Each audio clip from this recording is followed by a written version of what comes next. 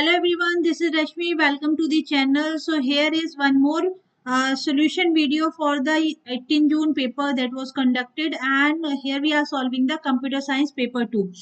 Previous videos में मैंने जो प्रीवियस आपकी यूनिट है फ्रॉम 1 to 6 उनका सोल्यूशन प्रोवाइड करा दिया है और यूनिट वाइज हम यहाँ पर क्वेश्चंस को सॉल्व कर रहे हैं. सो आई होप आपने वो वीडियोस चेक कर लिए हैं और यदि आपको उनमें कोई भी डाउट है प्लीज मुझे पर्सनल मैसेज कर दीजिएगा, व्हाट्सएप पर मुझे अपना डाउट शेयर कर दीजिएगा. Now see, this is my brief profile that you know very well. So must join this Telegram channel to get the PDF material of the previous year paper.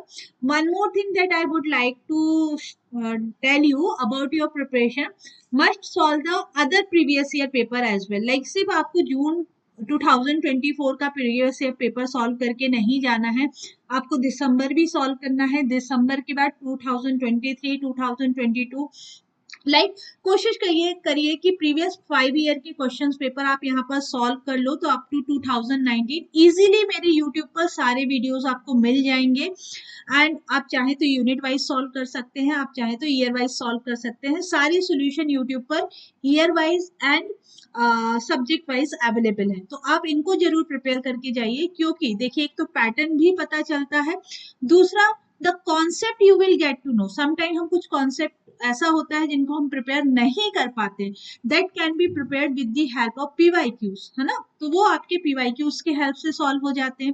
PDF आपको मेरे Telegram पर भी मिल जाएंगे. PDF आपको मेरी app पर जो एक कोर्स है that is free study material for computer science, free study material for computer science. तो स्टोर टैब को ओपन करना और स्टोर में आप एक कोर्स सर्च करना that is free study material for computer science and don't pay any amount. कोई amount पे नहीं करना है, डायरेक्टली आप ये सारा मटेरियल वहां से डाउनलोड कर सकते हो. या फिर ये जो 3 डॉट्स है इनको क्लिक करिएगा and you can directly click on the free study material. You will get study material, you will get the mock test, you will get the videos as well. तो जो भी अप्रोच आपको सही लगे उसके अकॉर्डिंग आप download कर सकते हैं free content for the computer science. Now see, yes, we are also conducting free mock test every week before your examination. So in this week we are targeting unit number 9 and 10. I hope you are preparing that. To on 11th of August there will be the mock test on unit number of 11. ठीक है. Now I have started the new batch for December 2024, and if you are interested you can join. Start your preparation early so that you can give your best, you can do revision, you can do practice. Last moment का wait मत करिएगा. Now we have recorded courses also available if you want to do the self study. Content, quality, everything will be similar, only the difference is that this is the recorded, that one is the live. ठीक है, ये recorded है, वो आपका live course है, but again you will get the support, you will get the doubt clarification as well. So this is about my courses, आप join कर सकते हैं. Now let's continue the paper solution. ठीक है, so today we are going to start with unit 7. Unit 1 से 6 तक already मैंने solution provide करवा दिया है. आप प्रीवियस वीडियो चेक कर लें एंड यदि कोई भी डाउट है मुझे मेरे पर्सनल नंबर पर व्हाट्सएप कर दें आपके डाउट. ठीक है. Now see, this is the first question. Which of the following are true for the complete binary tree. Now it has always odd number of vertices. It is not always necessary. Sometime suppose that it depends on the label ना, ये depend करता है कि आपके कितने label हैं. Like it is a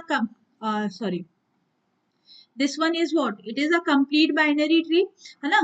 The label that is the internal node can have the will have the exactly 2 child except the last label. तो ये आपका एक complete binary tree है. you can see यहाँ पर जो node है, ठीक है, ये कितने हैं आपके 4 है.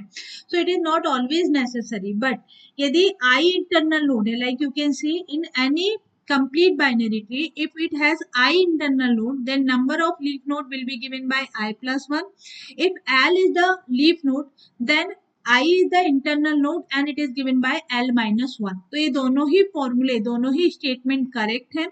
Now suppose if there are total 2 minus n vertices then there will be n leaf. यदि n leaf होंगे तो n minus 1 internal node होंगे.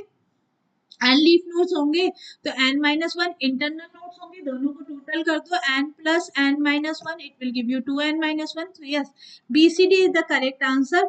हम इस क्वेश्चन को चैलेंज कर सकते थे, हम इस क्वेश्चन को चैलेंज कर सकते थे यदि ये हमारा रिजल्ट डिक्लेयर होता तब। चलिए आगे चलते हैं। नेक्स्ट क्वेश्चन है आपका, यहाँ पर BCD ओनली करेक्ट है जो कि ऑप्शन में गिवन नहीं है। Arrange the following prefix expression based on their value in increasing order. So like how to solve. देखिए सॉल्व वैसे ही करना है जैसे पोस्टफिक्स एक्सप्रेशन आप सॉल्व करते हो with the help of stack, but सिर्फ रिवर्स ऑर्डर में सॉल्व होगा। सो लाइक जो भी मेरे ऑपरेंड है I will keep them into the stack. So we have 2, 3, 4, 8. Now as soon as I will get the operator, pop out the two value, in values को pop out करिए, result क्या होगा 8 divided by 4, again push कर दीजिए 2, 3, 2. Now we have 2 is a operand, push करेंगे multiply करेंगे 2 and 2 को, so we will get 4, 3, 2. Now we have minus 4 minus 1, 4 minus 3 will be 1, so 1 and 2 add कर दीजिए, तो finally the output of this expression will be 3। ठीक है, final output क्या बना 3। So yes, this is the working of prefix evaluation. ये prefix evaluation की working है।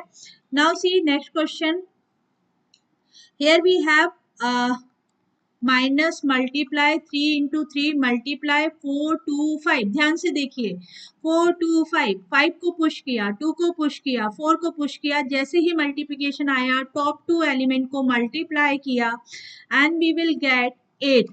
8 को हम वापस स्टैक में पुश कर देंगे, 8 को आप वापस क्या करोगे स्टैक में पुश करोगे, 8 and 5, देन 3 ऑपरेंड है पुश होगा, देन 3 ऑपरेंड है पुश होगा, देन मल्टीप्लाई टॉप 2 को निकालिए 3 इंटू 3 रिजल्ट मिलेगा 9, 9 को पुश करिए 8 and 5, then minus 9 minus 8 it will be 1, push कर दीजिए 1 and 5, अब 1 पावर 5 ये क्या बनेगा 1। इसको ऑर्डर को समझिए, जो टॉप आपका एलिमेंट है उस पर आप ऑपरेटर लगाएंगे power 5, so it will become 1 exponential 5, output will be 1। अच्छा, मैं आपके लिए एक स्पेशल वीडियो लेकर आ रही हूँ जहां हम डिस्कस करेंगे all the MCQ that we can solve within 30 second. So I hope you will like उसमें ऐसे सारे कॉन्सेप्ट हमारे कवर हो जाएंगे जो आप विद इन 30 सेकेंड सॉल्व कर सकते हो, एंड एग्जाम में भी इस टाइप के क्वेश्चन आते हैं तो उनसे आप कैसे डील कर सकते हैं। तो ये बहुत जल्दी आपको वीडियो आपको इस चैनल पर मिल जाएगा। चलिए इसी तरीके से नेक्स्ट क्वेश्चन आप सॉल्व कर लीजिएगा। तो नेक्स्ट आप जब आप सॉल्व करेंगे you will get the value 4 here. ठीक है, आपको यहाँ पर क्या रिजल्ट मिलेगा 4, and for this one you will gate 45। That's it. ठीक है, असेंडिंग ऑर्डर में अरेंज कर दें। ठीक है, ascending order we should start with B से स्टार्ट होगा, बी इज मिनिमम। आंसर है आपका ऑप्शन 2। ठीक है, आंसर क्या बनेगा ऑप्शन 2। चलिए next question, yes this is based on the divide and conquer recurrence relation for the algorithm.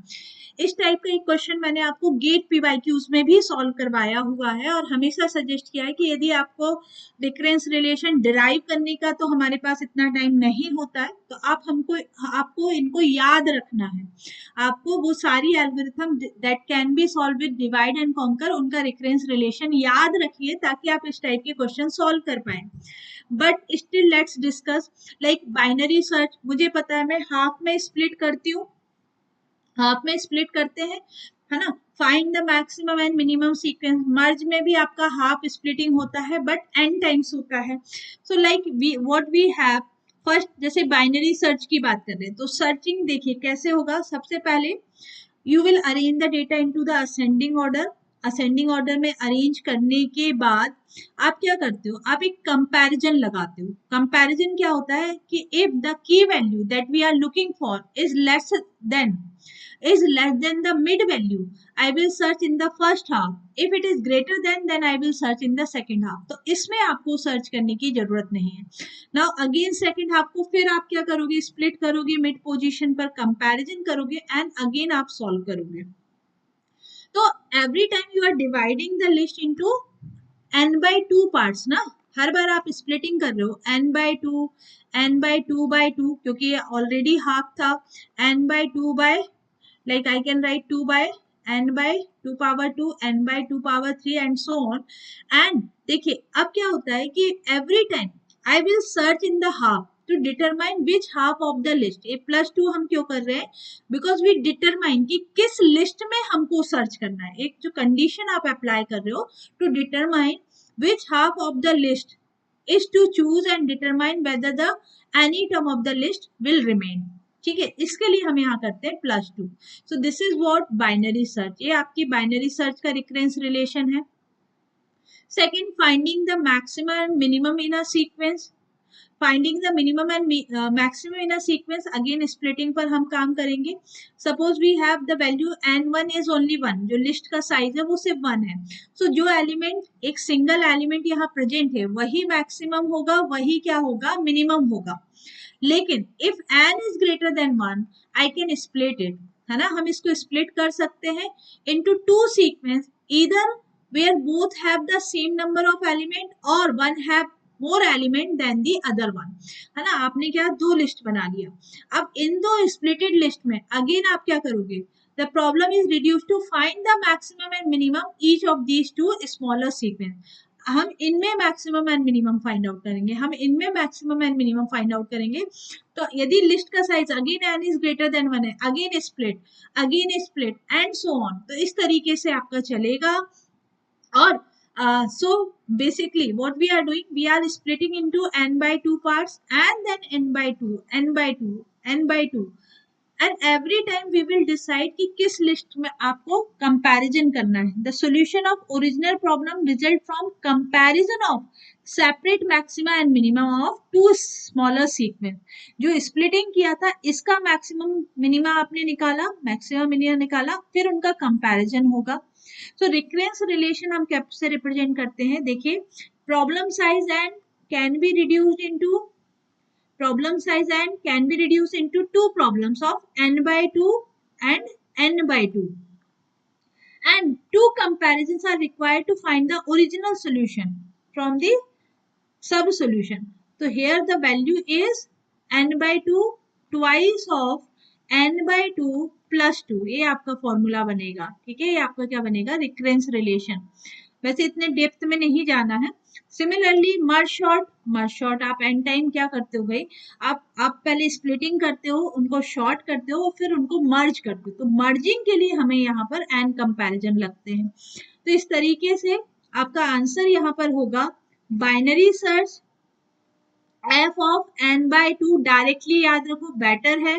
Find the maximum minima 2 of fn/2 plus 2. Merge short 2 of fn/2 plus n, and last one fast matrix multiplication is this one. ठीक है. Now see next question जो आपका है, the height of binary search tree for the banana, peach, apple, pear, coconut, mango and papaya. I hope आपने solve कर लिया होगा. ABL height of BST बनाना है, binary search tree. So banana से start करेंगे, it will be our root node. Now peach, B and P is greater than B, it should be on right. तो ये डाल दो PACH. Then apple, A is less than B, डाल दो left में apple. ठीक है. Then pear, now देखो आपके पास क्या है, ऑब्वियसली B से तो ग्रेटर है, राइट में आएगा, बट peach के कहाँ जाएगा, peach and PAR, pear. So ये तो मैच हो रहे हैं 3, तो इनसे मीनिंग नहीं है, बट यहाँ आपको दिख रहा है C is less than R, so it should be on the right. तो ये आपके राइट में आ जाएगा pear. Then coconut, B से ग्रेटर है, P से छोटा है, राइट में डाल दो, लेफ्ट में कोकोनट. मैंगो, MNOP ऐसा चलता है. M is less than P, greater than B. M is greater than B, less than P, greater than C. So here we have mango. ये आपका आ गया mango. Finally papaya कहाँ जाएगा, greater than B, less than E. देखिए P और P match होगा, PE. अब A is less than E, so on the left. Coconut C से ग्रेटर है, P is greater than C, तो ऑन द लेफ्ट एम से भी greater है, तो यहाँ आप क्या डाल देंगे, papaya. Now the height of the tree, largest longest path देखिए, 1 2 3 एंड 4 इज द आंसर। 4 क्या होगा, आंसर होगा, ठीक है, 4 is the correct answer. Now next question है, a least integer and such that fx of order of x power n for each of the following function, arrange the following according to the value of n increasing order। बहुत डरने की जरूरत नहीं थी, बहुत simple question था। देखो आपको ये मेंशन किया है कि f ऑफ x किसके टर्म्स में एक्सप्रेस करना है, order of x power n के टर्म्स में, और फिर आपको n की वैल्यू फाइंड आउट करना है। तो जैसे मैं देख पा रही हूँ कि जो पहला क्वेश्चन है क्या लिखा हुआ है, the first question we have, ठीक है, तो पहला जो क्वेश्चन यहाँ पर लिखा हुआ है, it is 3x cube f of x is given by 3x cube plus log x power 4, ठीक है। ये हम एसिम्प्टोटिक नोटेशन में इस टाइप के कॉन्सेप्ट पढ़ते हैं। तो आपको पता है कि जो log ऑफ x होगा, it will be less than x, it will be less than और इक्वल टू x होगा, ठीक है। सो इस केस में I can simply write it, f of x is equal to 3x cube plus x, लिख सकते हो x power 4 log of x power 4, it will be less than equal to x, so I can simply replace with x, x से replace किया। तो जो higher power है, ठीक है, आपको पता है कि like if this polynomial have the degree 3, so I can ignore the terms with the less degree. So finally जैसा कि हमको यहाँ पर given है कि fx is order of x power n, and here the order of x power n is x cube, so value of n will become 3। यहाँ पर n का वैल्यू क्या है, 3 है, यहाँ n का वैल्यू क्या है, 3। सिंपली जो मैक्सिमम पॉलिनोमियल डिग्री है उसको लेकर आपको सॉल्व कर देना है। Now see second one, B, x power 5 plus x square plus 1 upon x cube plus 1, I can ignore the constant term, ठीक है, सबसे सिंपल कांस्टेंट टर्म को इग्नोर कर सकते हो, ठीक है। Now x square again ignore this one because much less than x power 5, so I can rewrite x power 5 upon x power cube and it will become x power 2। So now the f x या n का value क्या बनेगा, यहाँ पर 2, ठीक है, value of n 2। Similarly you can calculate this one, है ना, सिमिलर कैलकुलेशन हो जाएगा आपका for this term.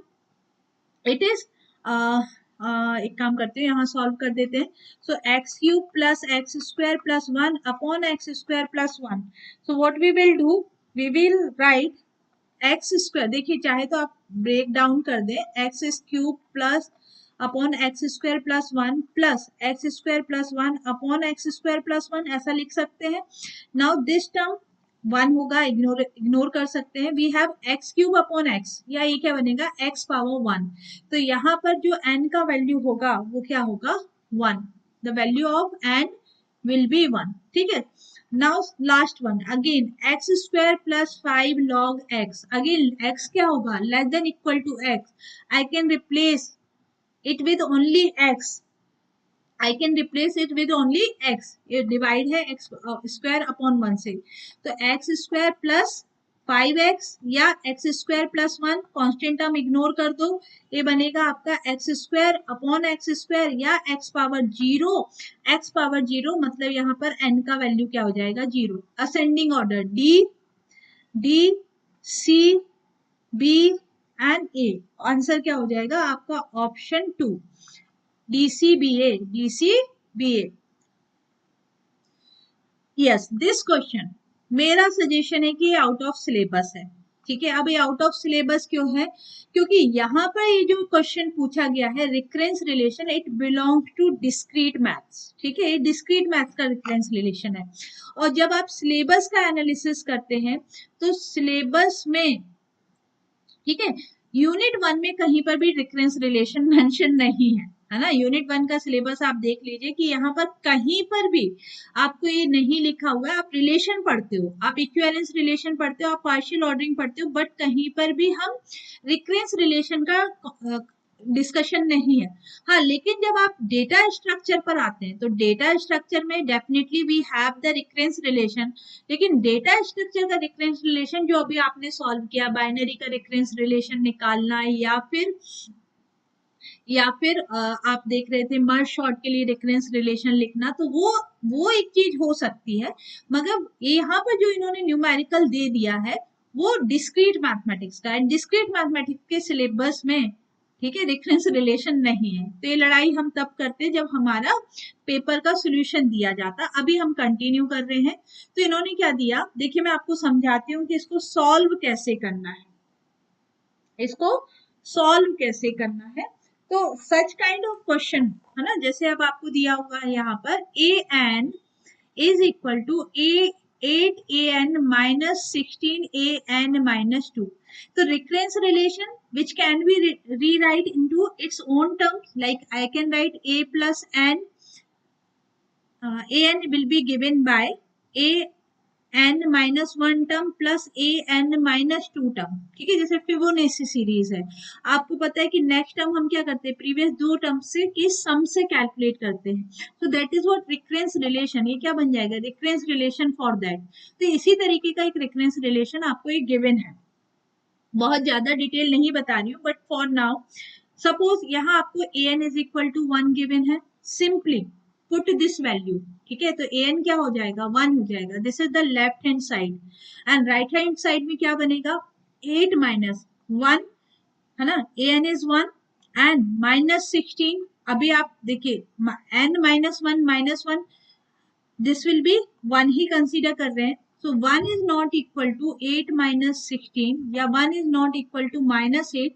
So this is not the solution. आपने सिंपली वैल्यू पुट करना है, देखना है कंडीशन सेटिस्फाई हो रही है तो सोल्यूशन वैलिड है, सेटिस्फाइड नहीं, left hand side is equal to right hand side है। If left hand side is equal to right hand side hai, then it is valid solution, otherwise it is not a valid solution. That's it. So like if I will put value an is equal to 2 power n, ठीक है, सो an आप क्या put करना चाहते हैं, 2 power n। So like left hand side क्या बन जाएगा, लेफ्ट हैंड साइड आपका हो जाएगा 2 power n, right hand side 8 into I will write 2 power n minus 1, 2 power n minus 1 minus 16 into 2 power n minus 2, ठीक है। इसको आप क्या लिख सकते हो, इसको आप लिख सकते हो 2 power 3, 2 power n minus 1 minus 2 power 4 into 2 power n minus 2, multiply कर दो तो आपको क्या मिलेगा, ब्रैकेट ओपन करेंगे, you will gate 2 power 3 plus n minus 1 minus 2 4 plus n minus 2. So what will you get? You will get 2 power 3 minus 2, that is n plus 2, और यहाँ से क्या मिल जाएगा 2 power n plus 2, cancel out हो गया, ये term तो cancel हो गई। सो राइट हैंड साइड आपको क्या मिला 0 एंड लेफ्ट हैंड साइड क्या मिला 2 power n। So again this is not the answer, ये भी आपका आंसर नहीं है। Again this is not the answer, ठीक है, ये भी आपका आंसर क्या है, नहीं है। Similarly I will put the value 4 power n, ठीक है, मैं आपका यहाँ पर वैल्यू क्या आपको पुट करनी है, 4 पावर n पुट करना है। So when you will put 4 power n into 4 power n, सो देखिए एक कंडीशन है, ये दो तो मैंने सॉल्व करवाया आपको। Now we have n power 4 power n power 4 power n जब आप पुट कर रहे हैं, ठीक है, ये आप लोग करिएगा, पीडीएफ में शेयर कर चुकी हूँ। सो जब आप n power 4 power n put करेंगे, you will get left hand side is equal to right hand side, left hand and right hand equal मिलेगा। When you will put minus 4 power n, left hand is not equal to right hand. So this हमारा जो answer बन रहा है, ठीक है, यहाँ पर जो आपका आंसर आएगा that will be C and D, a power 4 power n equal to left and right will be equal and for this, ठीक है। तो ट्राई करिएगा आप, सॉल्यूशन यहाँ दिया हुआ है। Now see this question, if fn is 5 of fn by 2 plus 3 है then f1 is equal to 7, recurrence relation होगा, then f of 2 power k calculate करना है, f of 2 power k calculate करना है। तो हम क्या करें, हम डायरेक्टली वैल्यूज को पुट करके यहाँ पर सॉल्यूशन निकाल सकते हैं। आपको k का वैल्यू लीजिए, इफ k इज 1, ठीक है, if k is 1 2 power k, है ना, तो n की वैल्यू क्या हो जाएगी, 2 हो जाएगी, because f is what, fn calculate कर रहे हो, f आपने यहाँ पर पुट कर दिया 2 power 1, so n will become 2. Now put this value here. So f of 5 of 2 by 2 plus 3. Now ये क्या हो जाएगा, 5 into f 2 by 2, 2 by 2 कितना बनेगा, 1. So f1 plus 3. Now f1 का वैल्यू गिवन है 7. So f1 is 7. Directly put करें, 5 into 7 plus 3. So it will be 38. ये मिल रहा है. Now put these value in this. k का ही वैल्यू आपको इन आंसर्स में पुट करना है and you will get the solution. Like 5 power k. 5 power k is 1. 31 upon 4 minus 3 upon 4. ठीक है, आप इसको सिंप्लीफाई करिए. 5 power 1 it will be 5, ठीक है, 5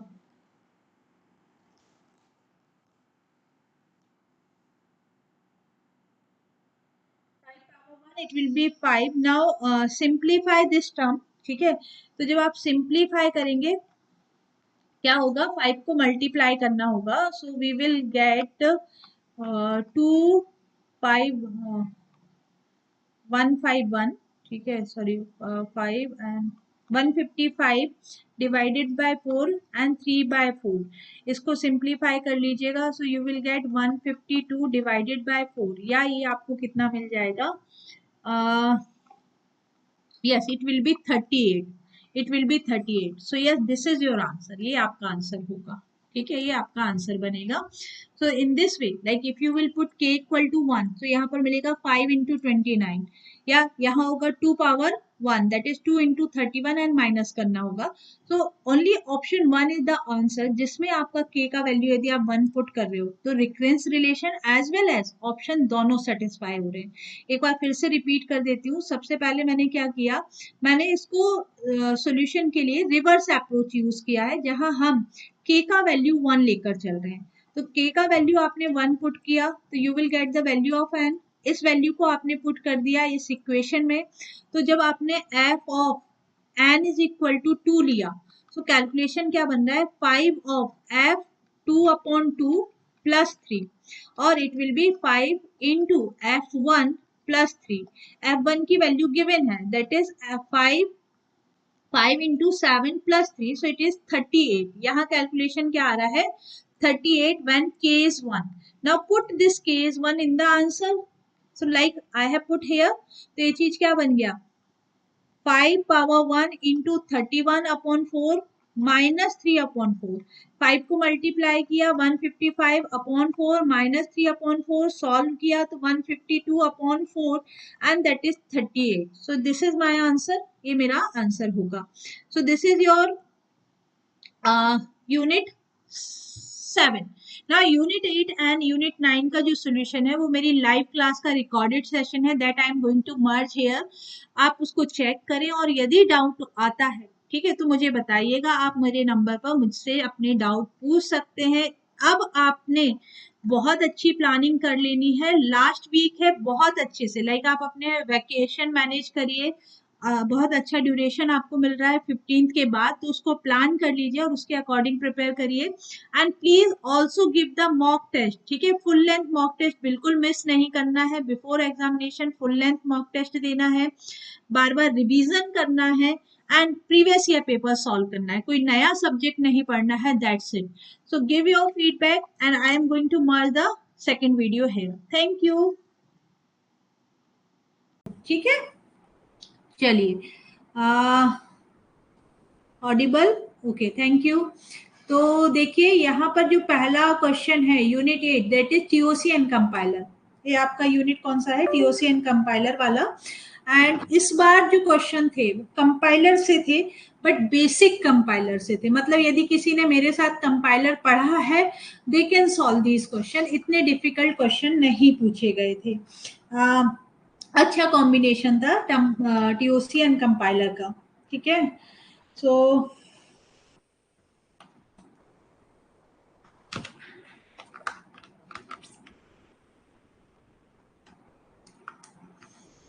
चलिए, this is the first question, solve this one.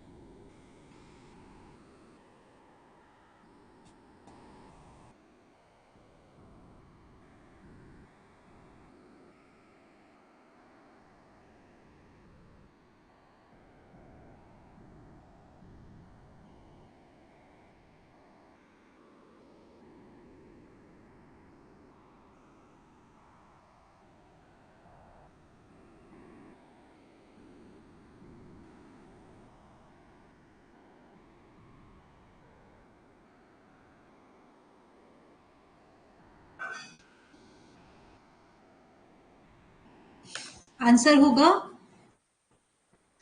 ठीक है, आंसर क्या होगा यहाँ पर?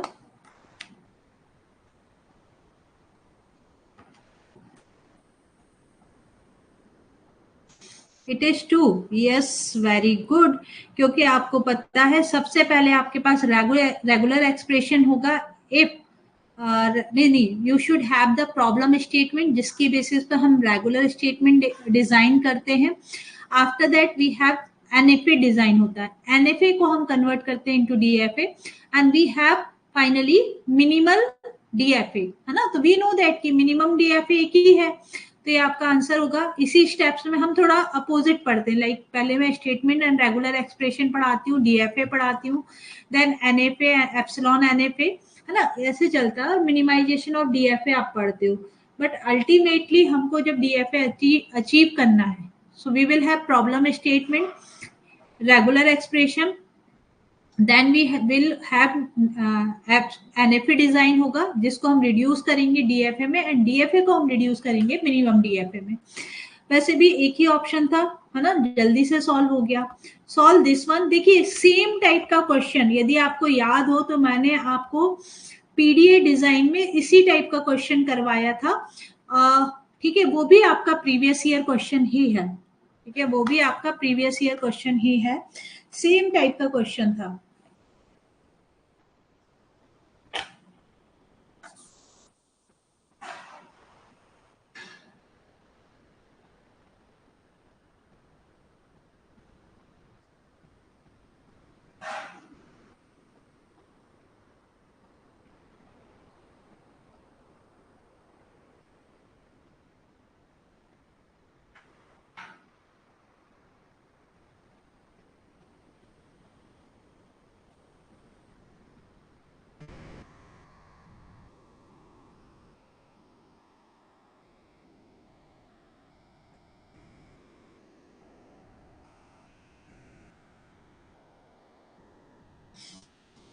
क्या आंसर है इसका? क्या आंसर होगा?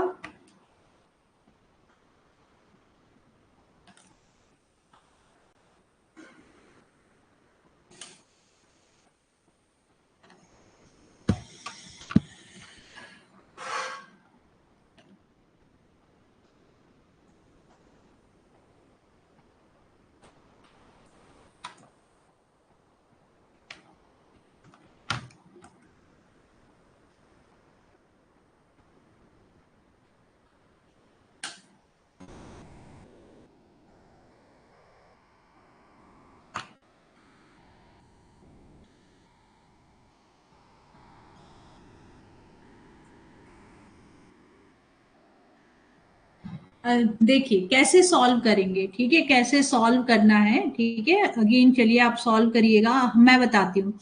हमारे पास दो तरीके हैं, ठीक है. हम क्या करें, हम डायरेक्टली शॉर्टकट से कर सकते हैं या पूरा पीडीए डिजाइन करें.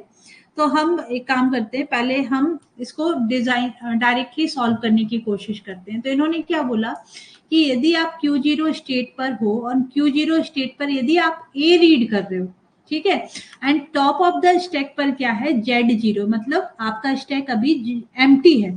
तो आपने क्या करना है, आपने लेकर 3A पुश कर देना है। मतलब सिंगल ए को जब हम रीड कर रहे हैं तो हम पुश क्या कर रहे हैं, 3A। तो यहाँ पर क्या आ जाएगा, 3A आ जाएगा। ठीक है, डन है, ये पहला ट्रांजिशन बना। नेक्स्ट स्टेट क्या रहेगा, Q0 ही रहेगा। अच्छा, इन्होंने कहा कि suppose you are reading on the top of the, you are again reading single A, और टॉप ऑफ द स्टैक पर भी, ठीक है, टॉप ऑफ द स्टैक पर यदि आपको ए मिल रहा है तो आपको क्या पुश कर देना है, आपको 4A पुश करना है। तो वो 4A क्या होता है, देखिए 3A we will add additional plus 1A जो हमने रीड किया, जो हमने टॉप ऑफ द स्टैक से रीड किया। यहाँ पर आपने क्या पुश किया है, 3A Z0 आपने स्टैक से रीड किया था, और उसके बाद आपने 3A को पुश किया। तो मतलब यदि आप सिंगल ए रीड करते हो तो आप एडिशनल 3A को पुश करते हो। मतलब सिंगल सिंपल सा कॉन्सेप्ट क्या है, यदि आपके पास A B B B A string है सपोज, तो जब आप ए को रीड करोगे, है ना, जब आप, यदि आपने पहले ए को रीड किया, स्टैक एम्प्टी है, तो आप क्या करने वाले हो, आप 3A को पुश करने वाले हो, है ना। तो ये फर्स्ट ए पे 3A पुश हो गया।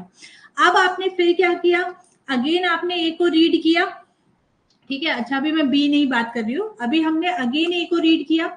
तो जैसे ही आपने ए को रीड किया तो आपने क्या करना है, अगेन एडिशनल 3A यहाँ पर पुश कर देना है। सो आई हैव 3 मोर ए, है ना, वो एक जो रीड कर रहे हैं वो तो आएगा ही। उसके बाद फिर से आपने ए को रीड किया तो क्या होगा, अगेन यू विल पुश 3 मोर ए। तो ये 3 और ए आपके पुश हो गए, लाइक आपने ए का कंप्लीशन कर लिया। ठीक है, ए कंप्लीट हो गया। उसके बाद क्या बोलते हैं कि Q0 पर यदि आप बी रीड कर रहे हैं, Q0 पर यदि आप बी रीड कर रहे हो, टॉप ऑफ द स्टैक पर ए है, तो पुश क्या करो भाई साहब, लैम्डा पुश करो। ए वाला कौन सा ट्रांजिशन है, इसको आप बोलते हो पॉप ऑपरेशन, है ना, इसको आप क्या बोलते हो, पॉप ऑपरेशन। तो meaning is that single B पर सिंगल ए पॉप होना है। आप ऐसा ही बोल रहे हो ना कि यदि आप ए को बी रीड कर रहे हो, स्ट्रिंग में आपने बी रीड किया और टॉप ऑफ द स्टैक में ए को रीड किया, तो आपको पॉप ऑपरेशन परफॉर्म करना है। ठीक है, आपको पॉप ऑपरेशन परफॉर्म करना है। एंड नेक्स्ट स्टेट आपकी क्या हो जाएगी, Q1। ठीक है, ये देखो, नेक्स्ट स्टेट आपका क्या हो जाएगा, Q1। तो जैसे ही आप Q1 पर आते हो, ठीक है, जैसे ही आप Q1 पर आते हो, तो Q1 पर इन्होंने क्या बोला, यहाँ आप पॉप कर रहे हो, ये पॉप किया। Q1 पर आकर भी आपको क्या बोला, Q1 पर यदि बी है, यदि बी है, टॉप ऑफ द स्टैक पर ए है, तो हमको अगेन पॉप करना है। मतलब बी पर आप एक लूप लगाएंगे और तब तक बी को रीड करेंगे, तब तक बी, जब भी आप बी को रीड करेंगे, like if you have 2B 3B जितने भी बी हैं, हर बार आपको एक ए पॉप करना है, हर बार आपको एक ए पॉप करना है। ठीक है, तो यहाँ पर भी आपकी जो पॉप प्रोसेस है वो कंटिन्यू रहेगी। अब देखिए, है ना, Q1 पर यदि आपने एंड ऑफ द Q1 पर, now string is and, string and कब होगी, कैन यू टेल मी, ये स्ट्रिंग एंड कब होगी। ठीक है, दो सिनेरियो है कि नंबर ऑफ बी खत्म हो जाए, नंबर ऑफ बी खत्म हो जाए, लाइक हमारे केस में यहाँ पर 9A है। ठीक है, वी हैव 9A, है ना, 9A हम पुश कर चुके हैं, एंड टॉप ऑफ द, अभी हमने 3B को रीड किया है, तो कितने ए पॉप होंगे, यदि हमने 3B को रीड किया है तो अब आपके देखिए 3A ही पॉप हो पाए होंगे, 3B के रिस्पेक्ट में 3A ही पॉप हुए हैं। अच्छा, तो अब यदि हम देखिए फाइनल स्टेट, आप फाइनल स्टेट पर कब पहुंचोगे, आप फाइनल स्टेट पर तब पहुंचोगे जब आप स्ट्रिंग में एप्सिलॉन रीड करो, आप स्ट्रिंग में एप्सिलॉन रीड करो and top of the stack पर Z0 है, टॉप ऑफ द स्टैक पर Z0 है। अब मुझे ये बताइए कि मुझे कंडीशन कब मिलेगी कि मैं, मेरा स्टैक एम्प्टी हो जाए। ठीक है, I will get empty stack if the number of a that is present in the stack, ठीक है, if the number of a that is present in the stack should be equal to number of b, should be equal to number of b। अब देखिए हमने push कितने ए किए थे, ठीक है, आप क्या कर रहे हो, फिर से इस लाइन को मैं रिपीट कर देती हूँ, आप कर क्या रहे हो, हर बार जब आप बी रीड करते हो, जब आप बी रीड करते हो, ए को पॉप करते हो, जब आप बी रीड करते हो, ए को पॉप करते हो, और है ना, ए को पॉप करते हो, तो अब आपके जो नंबर ऑफ बी है it should be 3 time of number of A होगा। क्या मैं ऐसा बोल सकती हूँ? क्योंकि मैंने क्या किया था, लॉजिक समझिए, मैंने क्या किया था, जब सिंगल ए रीड किया था तो 3 ए को पुश किया था, जब सिंगल ए रीड किया था तो 3 ए को पुश किया था, जब सिंगल ए रीड किया था तो 3 ए को पुश किया था, जब सिंगल ए रीड किया था तो 3 ए को पुश किया था, एंड जब मैंने सिंगल बी रीड किया तो 3 ए यहां से पॉप हो गए। मतलब एक बी के रिस्पेक्ट में, एक ए के रिस्पेक्ट में कितने बी होना चाहिए, कितने बी होना चाहिए? It should be 3। अब मुझे आप बताएंगे आंसर क्या होगा। यदि आपको लॉजिक समझ में आया होगा आप मुझे आंसर कर सकते हो अब कि इसका आंसर क्या होगा।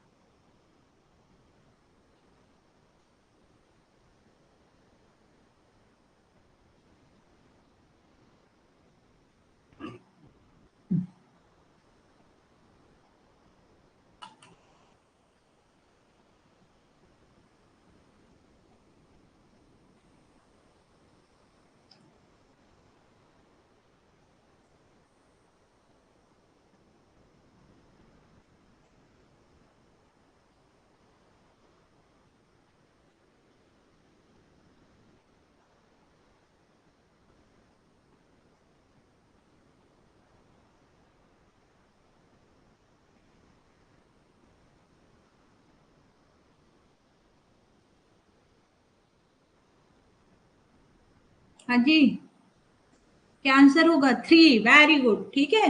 Number of A and B में क्या रिलेशन बन रहा है? Number of B should be thrice of number of A, number of B should be thrice of number of A, है ना। बस इतना ही देखना है आपको। यदि मैं आपको रिकॉल करवाऊं तो एक पीडीए डिजाइन का क्वेश्चन हम लोगों से पहले भी पूछा जा चुका है, दिस वन। देखिए, है ना, ये मैंने आपको क्लास में करवाया था। It is previous year question. किस ईयर का है? आई थिंक 2020 का है ये। ठीक है, ईयर वाइज जो प्रैक्टिस, सब्जेक्ट वाइज जो प्रैक्टिस सेशन है ना उसमें ये करवाया है। 2022 का है, ठीक है, 2022 का है, जून 2022। सॉल्व करेंगे, आंसर बताएंगे मुझे इसका आंसर क्या होगा? बिल्कुल बताना ही होगा आपको इसका आंसर।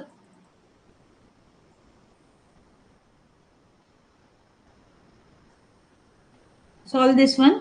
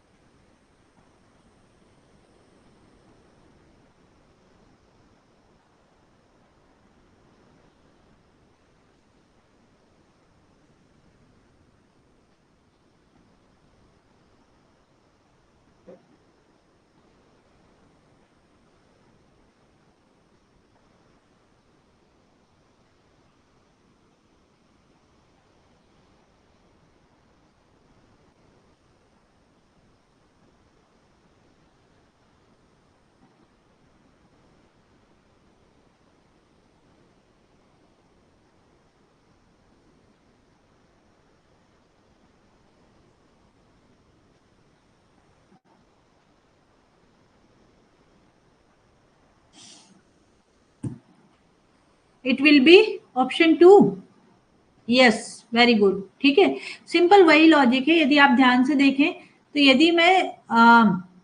यदि मैं क्या करूं, ए रीड कर रही हूँ and top of the stack पर, ठीक है, यहाँ क्यू जीरो पर यदि हम लैम्डा रीड कर रहे हैं, टॉप ऑफ द स्टैक पर जेड है, मतलब ये फाइनल स्टेट है, Q F is the final state.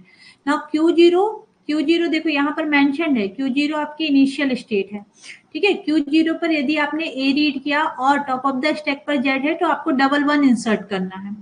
यदि आपने Q1 पर ए रीड किया और टॉप ऑफ द स्टैक पर वन है तो आप ट्रिपल वन डालोगे, मतलब टू वन एडिशनल होंगे यहाँ पर। जब आप बी रीड कर रहे हैं तो आप वन को पॉप कर दे रहे हैं, जब आप बी रीड कर रहे हैं तो आप उसको पॉप कर दे रहे हैं। और यदि आप फाइनली स्टेट पर पहुंचना चाहते हो तो आप Q1 पर लैम्डा रीड करिए, टॉप ऑफ द स्टैक पर यदि जेड है तो आप फाइनल स्टेट पर होंगे। तो इसका भी कंक्लूजन सीधा यही निकल रहा है कि नंबर ऑफ ए पर आप डबल वन को पुश कर रहे हो, नंबर ऑफ बी पर आप उनको पॉप करते हो। तो number of A and number of B का रिलेशन ये है कि number of B should be twice of number of A, है ना, it should be twice of number of A होगा। चलिए, ये आपका क्वेश्चन डन है। इसको कौन सॉल्व करेगा? मैच द टेबल जल्दी से। ग्रामर गिवन है, LL1 grammar, halting problem,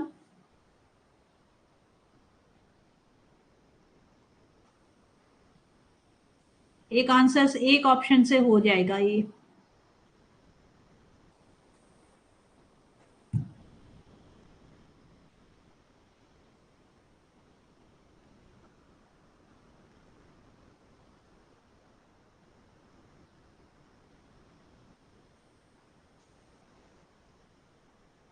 yes, ठीक है, करेक्ट आंसर क्या है भाई, है ना। यदि आपको कुछ भी नहीं समझ में आ रहा है, हॉल्टिंग प्रॉब्लम तो समझ में आ रहा है, and halting problem is a Turing machine, ठीक है, it belongs to Turing machine. Now देखो, A can be A B or A belongs to the a basically a could be the terminal set of terminal capital A and capital B, it is the set of variable, ठीक है, एक set of variable को belongs करते हैं। तो ये यदि आप इसको देखें, ठीक है, तो बेसिकली ये आपकी क्या है, it is the regular grammar, ये रेगुलर है, लेफ्ट लीनियर ग्रामर कहलाएगी ये। So it is finite automata. Now second is BC। अब यहाँ पर दो नॉन टर्मिनल है, ठीक है, it is BC। So we will say कि it is in the Chomsky normal form. LL1 grammar क्या होती है? LL1 grammar top down parser है, रिकर्सिव डिसेंडेंट पार्सर भी टॉप डाउन पार्सर है। तो LL1 किससे मैच हो जाएगा? रिकर्सिव डिसेंडेंट पार्सर से, ठीक है। Now shift reduce conflict are resolve by, ठीक है, shift reduce conflict, left recursion, left factoring, ambiguity, associativity और precedence. Left reduce, sorry, shift reduce, ठीक है। तो सबसे पहले आपको ये बता दूं कि भाई इसको आप एलिमिनेशन से सॉल्व कर सकते हो। जितनी भी प्रॉब्लम्स हैं, है ना, जितनी भी प्रॉब्लम है उनको एलिमिनेट कर दो, remaining will be your answer, है ना। Shift reduce problem can be reduce, can be resolve. Left recursion, left recursion already problem है ना, top down parts can not work with the left recursive grammar. Then left factoring हम use करते हैं to remove the non determinism. यदि non deterministic grammar है तो उसको simplify करने के लिए आप लेफ्ट फैक्टरिंग यूज करते हो। Ambiguity, no parser can work with the ambiguous grammar, तो ये किसी प्रॉब्लम का सोल्यूशन नहीं हो सकता। फाइनल आंसर है एसोसिएटिविटी एंड प्रेसिडेंस, है ना, associativity and precedence is the correct answer. Shift reduce conflict are typically resolved by defining the rules for associative and precedence of operator which guide the parser to make the correct decision. Now see, ठीक है, the code is given, ये किससे सफर कर रहा है? Ambiguous है, left recursive, left factor है, left recursive है, लैम्डा मूव्स है।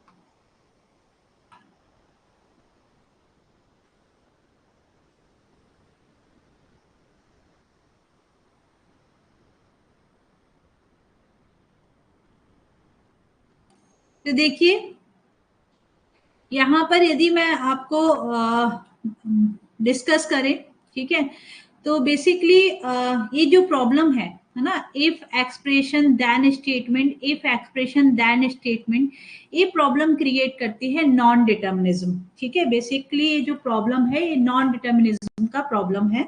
नॉन डिटर्मिनिस्टिक ग्रामर कब होती है ना, जब हम एक चीज डिसाइड ना कर पाए कि हमको, यदि सपोज मैं एक सिंपल ग्रामर आपको लिख कर दे रही हूँ, मैं एक सिंपल आपको बोलती हूँ कि आप एक स्ट्रिंग जनरेट करिए, ठीक है, और वो स्ट्रिंग किससे स्टार्ट होना चाहिए, मैं आपसे इस तरीके से, एक सेकेंड, इफ स्ट्रिंग मेरा स्टार्ट होना चाहिए if expression then, and suppose it should start with star HTMT. ठीक है, तो सपोज हमको इतना ही स्ट्रिंग जनरेट करना है, तो हम जब टॉप डाउन पार्सर का यूज करेंगे तो अब प्रॉब्लम क्या आएगा कि एचटीएमटी को हम किससे रिप्लेस करें। आप क्या करते हो, फर्स्ट लेटर को मैच करते हो ना, if is matching, if is matching, या इवन दो इतना पोर्शन मैच हो रहा है।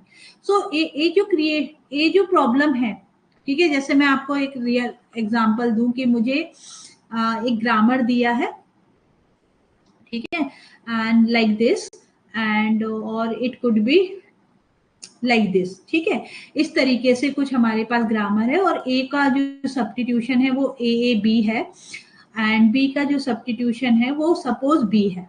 ठीक है, वो सिर्फ बी है। अब हमें एक स्ट्रिंग जनरेट करनी है ए बी, है ना, आपको ये स्ट्रिंग जनरेट करनी है। तो कैन यू टेल मी कि हम किस प्रोडक्शन रूल के साथ जाएं, है ना। तो इनिशियली यदि आप इसके साथ जाते हो, you will get single A, if you will go with this you will get the single A. So इसको हम बोलते हैं नॉन डिटर्मिनिज्म, है ना, ये नॉन डिटर्मिनिज्म का प्रॉब्लम है, जो कि इन्होंने कहीं पर भी नहीं दिया था, है ना। एम्बिगियस कब होती है, एम्बिगियस तब होती है जब for a single string I can generate more than one left sub tree और लेफ्ट मोस्ट डेरिवेशन और राइट मोस्ट डेरिवेशन, है ना। तो यहाँ पर एम्बिग्यूटी भी आंसर नहीं होगा। कुछ जगह पर स्टैंडर्ड जो रिसोर्सेस मैंने देखे वहां पर उन्होंने एम्बिग्यूटी दिया हुआ है ना। तो इन केस रिपीट होता है तो एम्बिग्यूटी आप आंसर कर सकते हो। रेस्ट ये जो प्रॉब्लम है वो नॉन डिटर्मिनिज्म का प्रॉब्लम है, लेफ्ट फैक्टरिंग नहीं है। लेफ्ट फैक्टरिंग याद रखिए, left factoring is the solution of, is the solution of non determinism. Left recursion भी नहीं है। लेफ्ट रिकर्सन कब होता है, जब एचटीएमटी यहाँ पर लेफ्ट साइड में रिपीट हो जाता है ना। हम लेफ्ट रिकर्सन कैसे लिखते हैं, लाइक आपको याद होगा कि if you are writing a production rule, A can be rewritten as A plus B, तो इसको मैं लेफ्ट रिकर्सिव बोलती थी ना, ये लेफ्ट रिकर्सन होता था। सो yes, this is not left recursive, lambda move है ही नहीं। तो बेसिकली यदि इन केस रिपीट होता है, गो विद द एम्बिग्यूटी, बाकी फिर तो चैलेंज हम कर लेंगे। Now which of the following is the function of semantic analysis phase of compilation process. ये तो डेफिनेटली आप आंसर कर दिए होंगे, कंपाइलर का क्वेश्चन है।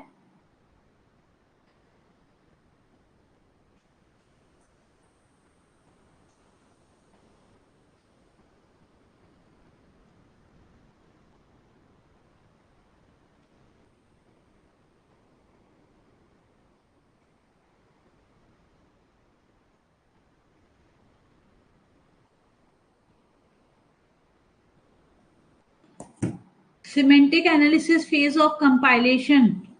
Semantic analysis phase of compilation. Type conversion, tokenization, loop optimization, data flow analysis. तो semantic analysis में आप परफॉर्म करते हो, सिमेंटिक एनालिसिस में आप परफॉर्म करते हो टाइप कन्वर्जन, है ना, you perform the type conversion.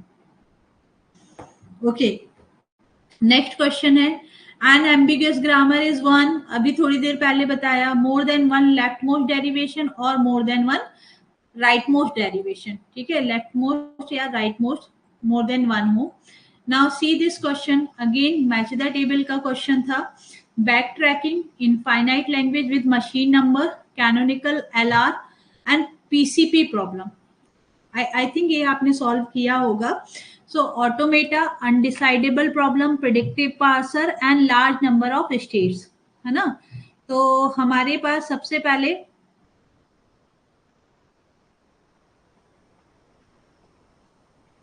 Yes, ठीक है, सबसे पहले है बैक ट्रैकिंग। बैक ट्रैकिंग का कॉन्सेप्ट किसमें यूज करते हैं, प्रेडिक्टिव पार्सर में या टॉप डाउन पार्सर में। ठीक है, जो आपका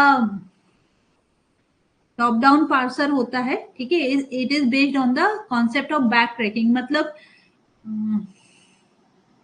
जो ब्रूट फोर्स मेथड है टॉप डाउन पार्सर की, जो ब्रूट फोर्स मेथड है that is back tracking. Infinite language with machine number, ये क्या हो जाएगा आपका, it is your automata. Canonical parser, ये आपका canonical parser have the CLL, it have the large number of state and PCP आपके undecidable problem है। ठीक है, canonical parser ये आपका bottom up parser है। ठीक है,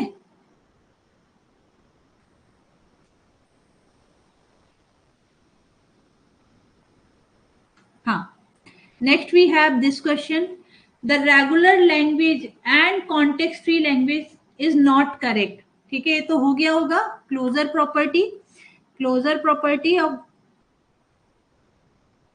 ठीक है, क्लोजर प्रॉपर्टी एक क्वेश्चन आता ही है क्लोजर प्रॉपर्टी से। both are closed under union, both are closed under concatenation, intersection and complementation and clean star।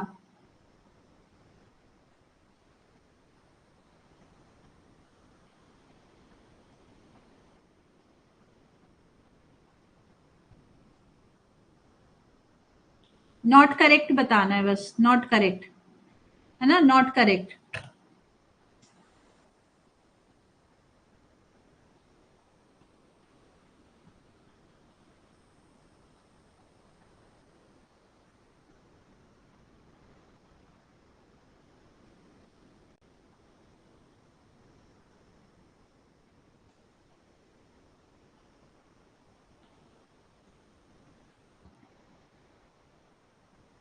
भाई देखो ना, both are intersection and complementation, we know that the CFL is not closed under the intersection and the complementation, तो C and D is the answer। ठीक है, C और D आपका answer होगा।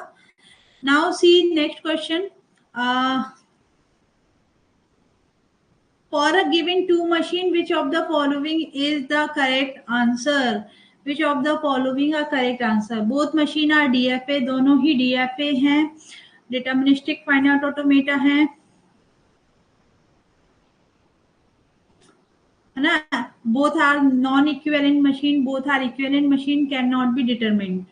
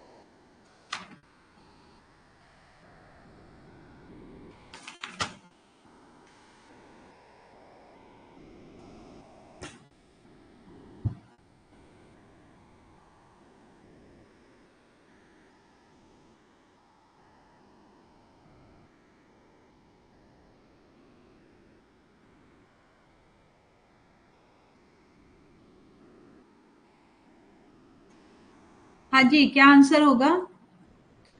क्या आंसर होगा? To accepting the same string. Yes, very good, it is the equivalent machine. ठीक है, ये आपकी क्या हो जाएंगी? Both are equivalent machine. Now see last question of TOC. ठीक है, here we have a grammar, sorry, एक क्या दिया है? Programming statement. तो जितने भी कीवर्ड्स हैं और जो आपके सिंबल्स हैं, इनको हम काउंट करते हैं, है ना? क्या आंसर होगा? 12। कैसे? फॉर इज वन, फॉर आपका वन होगा, देन 2, 3, 4, इट इज 5, 6, 7, 8, 9, 10, 11 एंड 12। ठीक है, 12 इज द करेक्ट आंसर। ये आपका करेक्ट आंसर है। Now we have unit 9। ठीक है, ये तो आपका लास्ट ईयर पर बेस्ड था क्वेश्चन। इसमें क्या पूछा था? That data belongs to what upper layer protocol? Data belongs to what upper layer protocol? चलिए इसको डिस्कस करते हैं। Before discussing that one, like solve this one. IP is responsible for the communication while TCP is responsible for the communication. IP node to node, host to host. ठीक है, process to process, host to host, socket to socket, host to node, host to host and process to process. You can solve this with elimination. elimination से solve हो जाएगा आपका। ठीक है, like यदि आप टीसीपी के लिए सर्च कर लें, you can solve this one.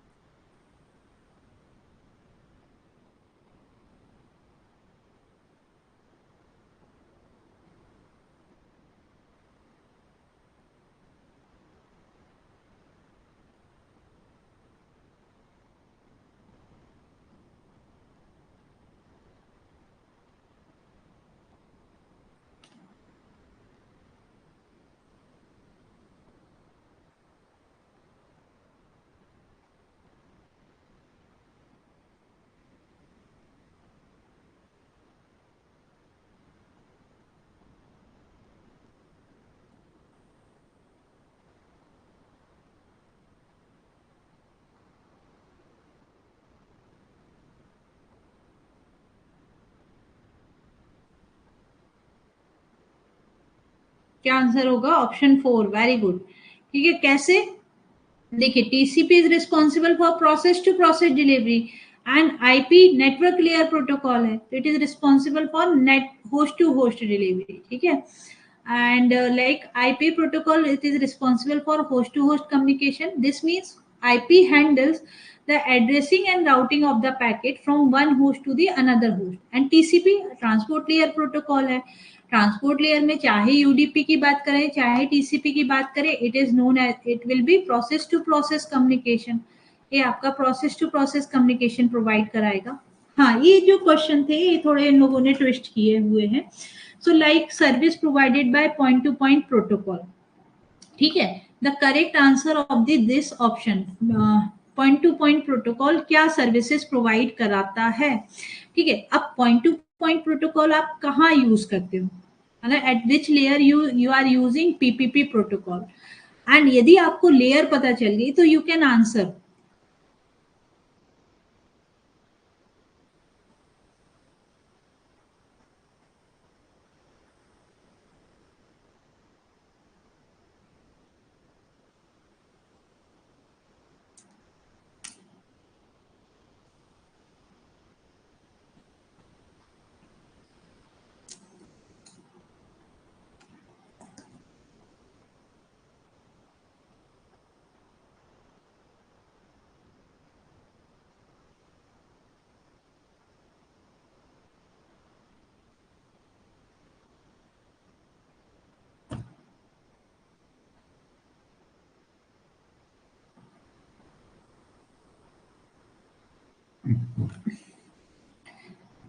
ठीक है, तो यहाँ पर जब हम बात कर रहे हैं पॉइंट टू पॉइंट प्रोटोकॉल के लिए, so the service provided by point to point protocol, these protocol decide how two device can authenticate with each other. For example, it decide how the password will get exchanged between the two devices. PPP define the format of the frame, it define the data exchange process and also the rate of exchange. It defined how the two devices can negotiate the link establishment and exchange of data. It allows multiple network communication protocol at the same physical communication and also provide the connection over the multiple link.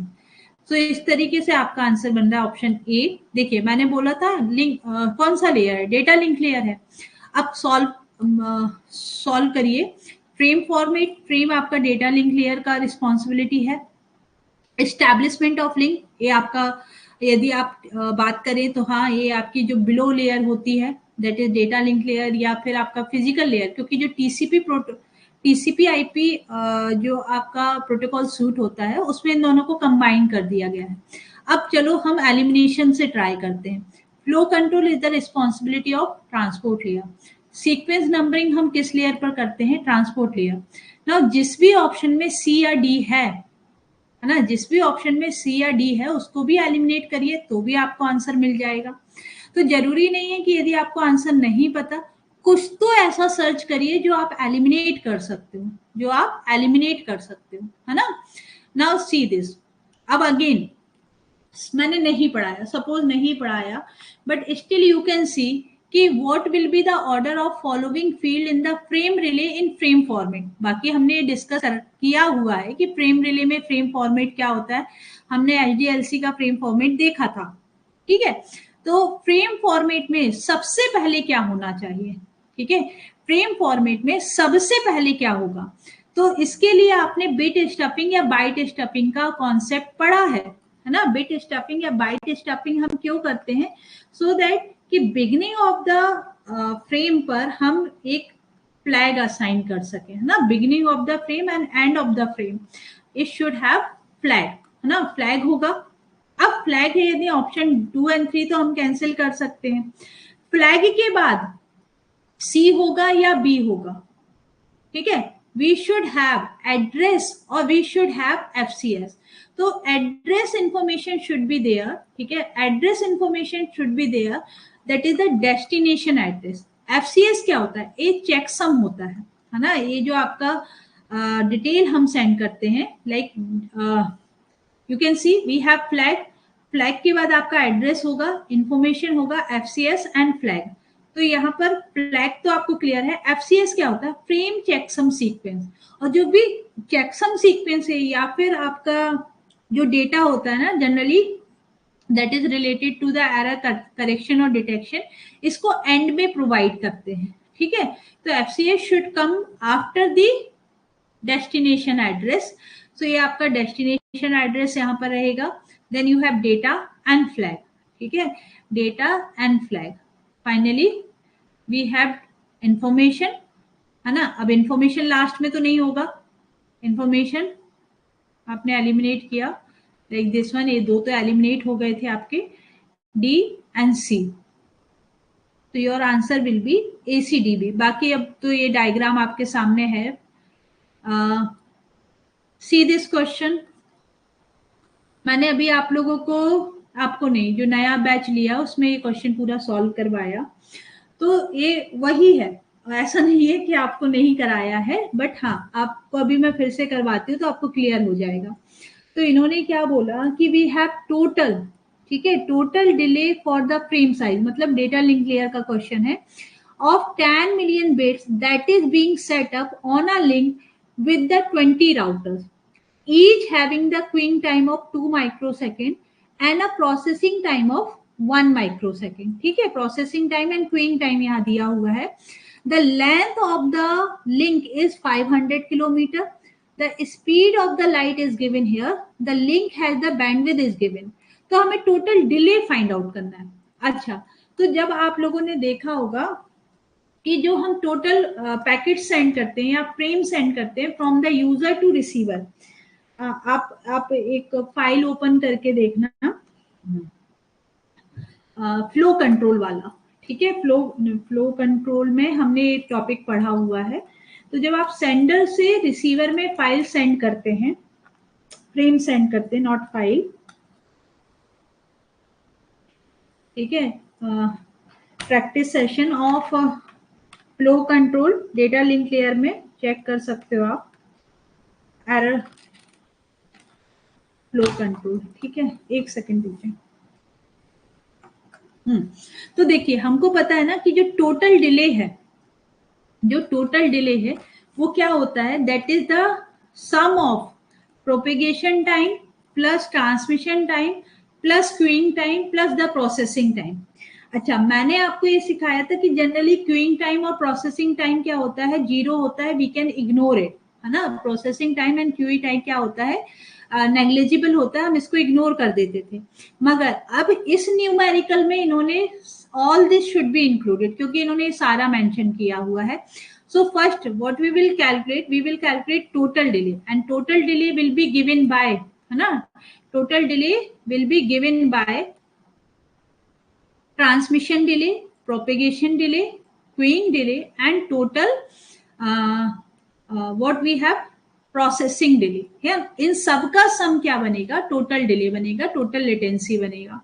ठीक है, तो अब हम एक एक करके सारा calculate कर लेते हैं। ट्रांसमिशन टाइम का फॉर्मूला रटवा दिया था मैंने। ट्रांसमिशन टाइम का फॉर्मूला होता है length of the packet divided by bandwidth, length of the packet या frame size divided by bandwidth. Frame size दिया है 10 मिलियन बिट्स, ठीक है, फ्रेम साइज कितना दिया हुआ है, 10 million bits, and length link bandwidth कितना दिया हुआ है, 6 Mbps। तो मैंने आपको हमेशा सिखाया है, पहले तो उनको एक यूनिक फॉर्मेट में चेंज करिए। 6 Mbps को आप क्या लिख सकते हो, 6 इंटू एम को हम लिखते हैं 10 पावर 6 बिट्स पर सेकेंड, यस, और 10 मिलियंस को हम लिख रहे हैं 10 इंटू 10 पावर 6 बिट्स पर सेकेंड। तो जो आप सिंप्लीफाई करेंगे, ये कैंसिल आउट हो गया, 10/6, it will give you 1.67 second. अच्छा, एक चीज और देखते चले कि आंसर किस में आ रहा है, सेकंड में आ रहा है। आंसर किस में आ रहा है, सेकंड में आ रहा है। तो हमको वही यूनिट फॉलो करना है जो आंसर में दी है।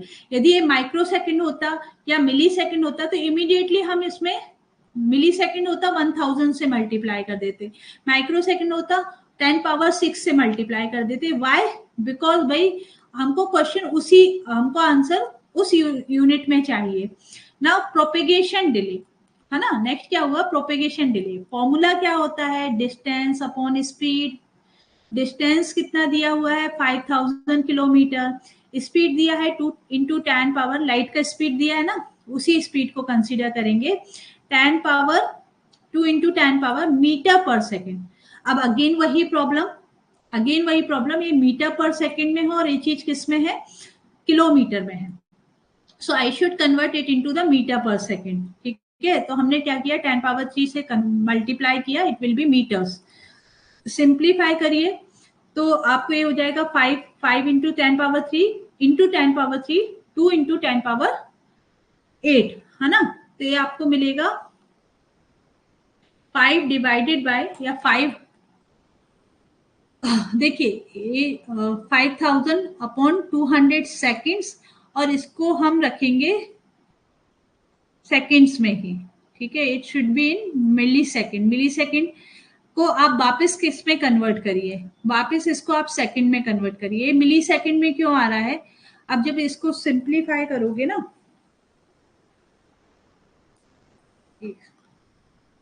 हाँ, तो जब आप इसको सिंप्लीफाई करोगे, you will be writing like this, 10 5 into, इसको इस तरीके से सॉल्व करेंगे, 10 into power 3 10 into power 3 divided by 2 into, इसको लिख सकते हैं ना 10 पावर 6 इंटू 10 पावर 2। तो ये तो आपका कैंसिल हुआ, यहाँ बचेगा 5/200, ठीक है, 5/200 सेकेंड्स, ये सेकेंड्स होगा। तो जब आप डिवाइड करेंगे तो your answer will be millisecond. तो अगेन इसको कन्वर्ट कर लीजिएगा सेकेंड्स में बाय मल्टीप्लाइंग 10 पावर -3। तो यहाँ पर फाइनल कन्वर्जन करने के बाद ये आपको मिल जाएगा 0.0025 सेकेंड्स, ठीक है, 0.25 सेकेंड्स हो जाएगा ना ये चीज, मिली सेकेंड में आ रहा है आंसर। तो उसको वापस आपने क्या करना है, वापस आपने इसको सेकेंड में कन्वर्ट करना है। सो 10 पावर या 1000 से डिवाइड करेंगे, so you will get 0.25। Next है queuing delay and processing delay. तो ये ऑलरेडी गिवन है कि there are the 20 router, and 20 router पर जो क्यूइंग डिले है वो 2 माइक्रो सेकेंड है।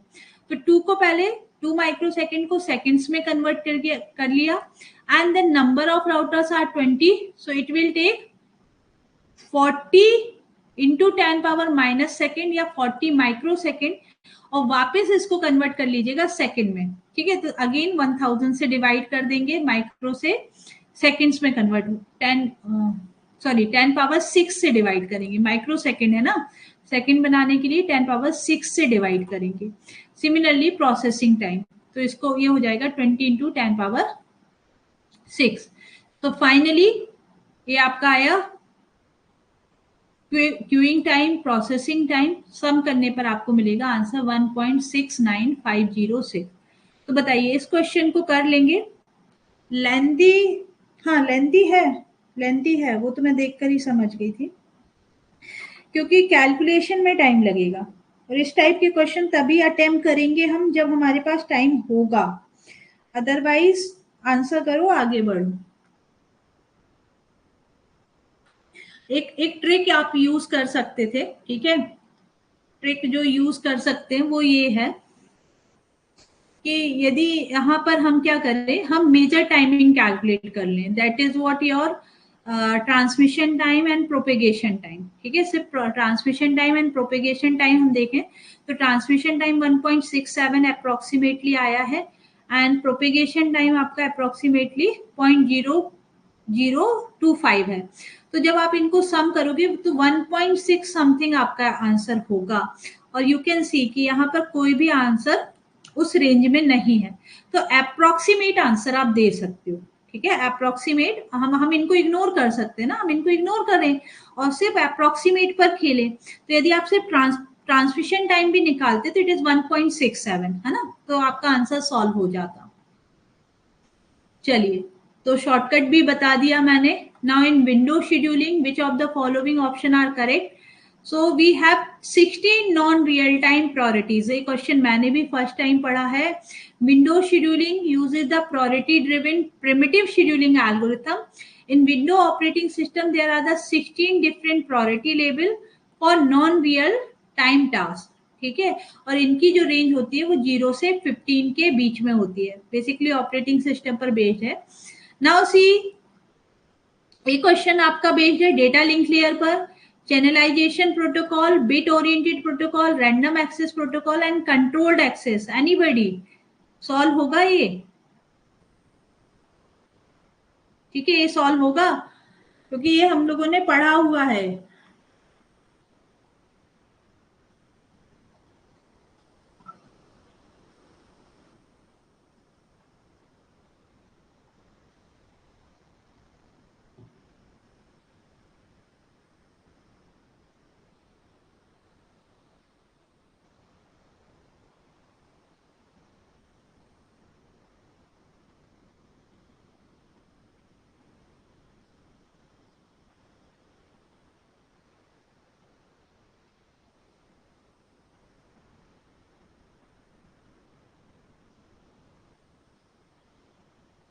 अरे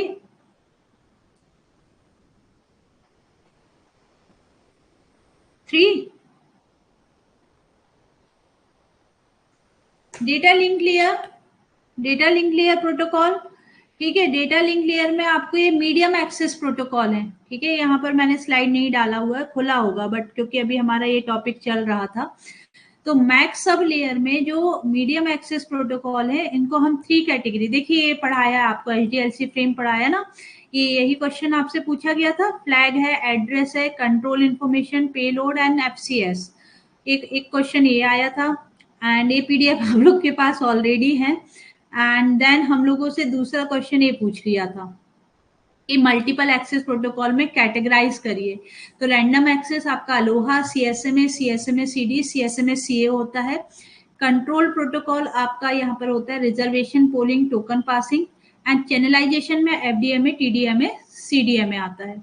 तो लाइक यहाँ पर आंसर आपका होगा channelisation protocol, it is your TDMA।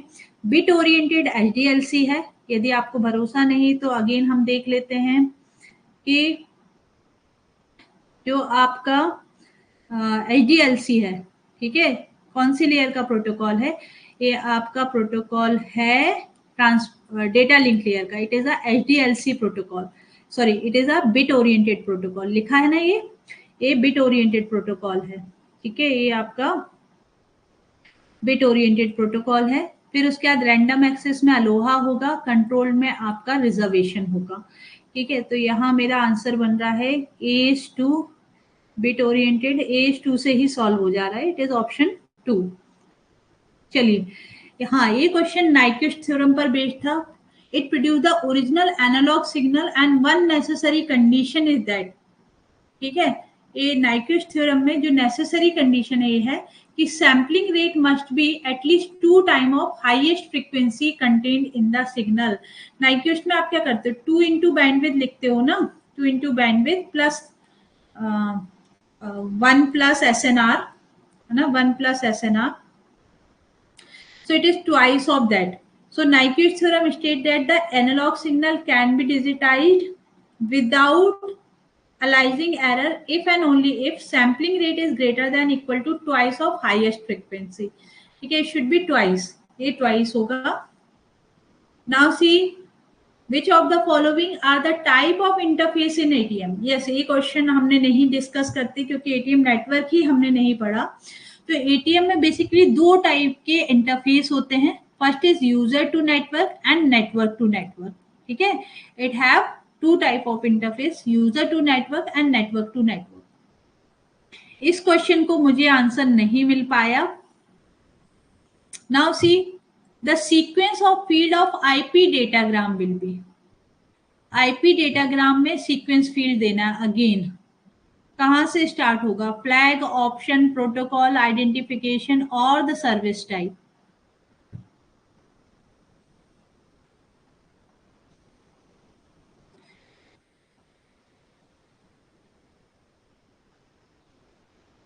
चलिए,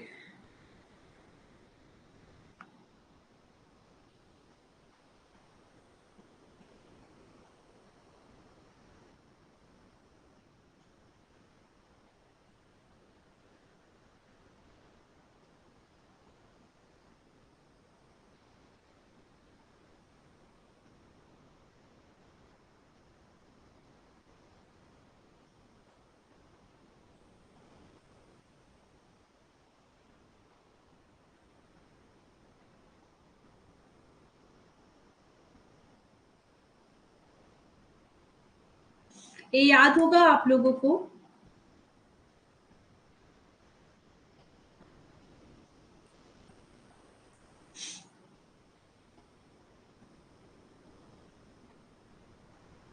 देखिए एक क्वेश्चन ये हम लोगों से बार लास्ट ईयर पूछा गया था, IPv वर्जन 4,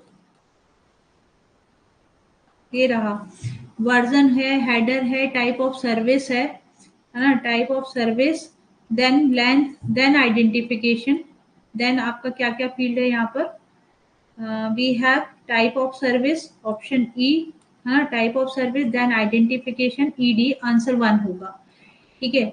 इसके बाद फ्लैग्स आते हैं, फ्लैग्स के बाद आपका हो जाएगा protocol and option is the last one.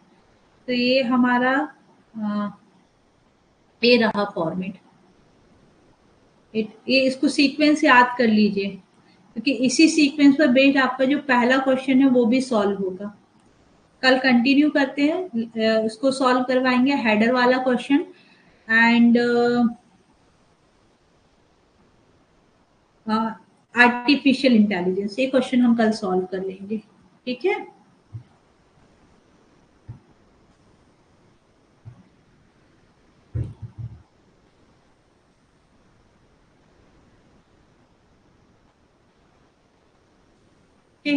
Thank you everyone, any query और डाउट?